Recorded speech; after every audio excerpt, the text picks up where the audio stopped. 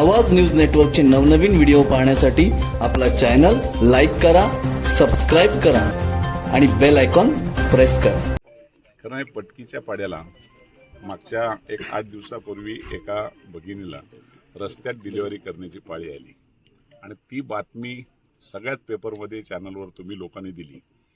आणि त्यामुळे मला वाटलं का जर रस्त्याअभावी जर अशा प्रसंग त्या गावावर असेल तर त्या ठिकाणी आपण जाऊन यावं आणि आपल्याला काही मदत करता येते का ते करण्याचा प्रयत्न करण्यासाठी मी खास करून इथं आलो आहे.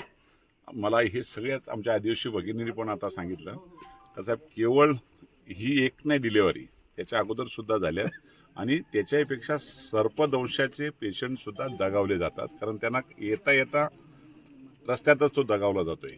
हा जर प्रसंग असेल तर तो रस्ता होणं गरजेचं आहे. आणि त्यासाठी मी आताच माझ्याबरोबर काही अधिकारी पण आहेत, त्या अधिकाऱ्यांना सूचना केल्या. ग्रामविकास विभागाच्या माध्यमातून R&D मधून आपण हा 3.5 किलोमीटर अंतराचा रस्ता त्याला तातडीने प्रस्तावित करून त्याला निधी उपलब्ध करतो. साहेब, 2018 साली 4.8 किलोमीटरचा हा रस्ता मंजूर झाला होता. 9 महिन्यात तो पूर्ण झाला आहे. तो साधारण 2,72,00,000चा रस्ता त्या ठिकाणी झाला आहे. तो वेहळूक वाशाळा ते पटकीचा पाडा असा त्या ठिकाणी बोर्ड पण लावण्यात आला होता. नंतर तो बोर्ड त्या ठिकाणी नाही आहे. तर हा जो काही प्रकार झालेला आहे या संदर्भात काय सांगू शकाल? खरं म्हणजे मला आत्ताच माझ्या काही कार्यकर्त्यांनी किंवा नागरिकांनी सांगितलं का हा रस्ता जो आपण आता गावातला वेलूकचा झाला आहे तो पटकीच्या पाड्याच्या नावाने झाला, पण तो फक्त वेलूकपर्यंत झाला, पुढचं काम झालंच नाही. आणि त्यामुळं काय झालंय याची सविस्तर माहिती घेईल मी आणि त्यामध्ये जर काही गोंधळ झाला असेल तर त्याला निश्चितपणे आपण मार्गी लावू. जय भारत कन्स्ट्रक्शन नावाने त्या ठिकाणी बोर्ड लावण्यात आलेला होता, भारत टेंडर्सच्या नावाने. आणि त्या ठिकाणी 2,72,00,000चा हा रस्ता त्यांनी दाखवलेला आहे. तो झालाच नाही. त्या संदर्भात काय कारवाई करता येणार काय? 100% जर दाखवला असेल, खर्च पडला असेल तर ही आज हा एखाद्या भगिनीला जो त्रास झालाय त्याचं चौकशी करून निश्चितपणे त्याला न्याय देईल. आज पटकीच्या पाड्याच्या लोकांसाठी काय म्हणजे काय रस्त्या संदर्भात काय गोष्ट? रस्ता 100% हा होणार. रस्त्याला तातडीने त्याला मान्यता घेण्याचा माझा ताबडतोब प्रयत्न आहे. खरं म्हणजे मी त्याच्या अगोदर सुद्धा मी आमचे खैरनार इथंशी उपअभियंता आहेत, मी ग्रामविकासच्या माध्यमातून 50 लाख रुपयाचा निधी तातडीने पण आज पण घोषित करत होतो, पण त्याच्यानंतर तो बसत नाही. त्यांना विचारला आणि 70 लाख रुपये आपण 50-54च्या माध्यमातून देत होतो. असे 1,20,00,000 हे पैसे मी ताबडतोब त्यांना आज घोषणा करणार होतो काम चालू करायला, आपल्याला एस्टिमेट करू. पण त्याच्यात तो रस्ता बसत नाही म्हणून त्याला आपण R&Dच्या माध्यमातून या राज्याचे ग्रामविकास मंत्री गिरीशजी महाजन यांच्याकडून त्याला आपण मान्यता घेऊ. आपण शहापूर तालुक्यामध्ये खासदार भारतीय जनता पक्षाचे आहेत, आमदार राष्ट्रवादीचे आहेत आणि संपूर्ण ग्रामपंचायतीमध्ये दोघे गट जे ठाकरे आणि शिंदे गट आहेत ते सत्ता उपभोग घेत आहेत. पण इतक्या वर्षांपासून ह्या अशा जे पाड्या आहेत या ठिकाणी कुठल्याही प्रकारचा प्रगती दिसत नाही. या संदर्भात काय सांगा?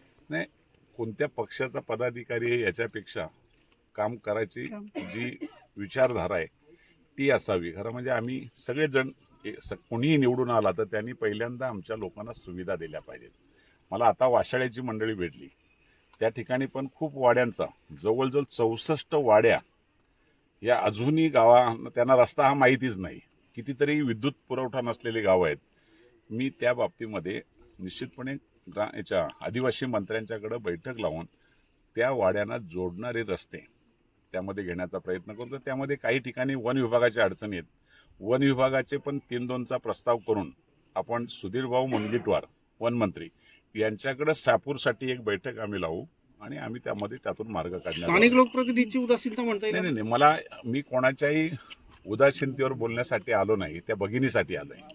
आणि त्या भगिनीला जर तिच्या वेदना या जर आमच्यासारख्याला जर सहन होत असतील तर आमच्यासारखं आम्हीच, आणि म्हणून मी आलोय. मुरबाड विधानसभेचे आमदार असून तुम्ही शहापूरच्या समस्या सोडवण्यासाठी पुढाकार घेताय. मी सांगतो तुम्हाला, आमदार मी आमदार कुठला आहे हा विषय नाही. मी विधिमंडळाचा सदस्य महाराष्ट्राचा आहे आणि विधिमंडळाच्या सदस्याला महाराष्ट्रातले कुठलेही प्रश्न मांडता येतात, मार्गी लावता येतात.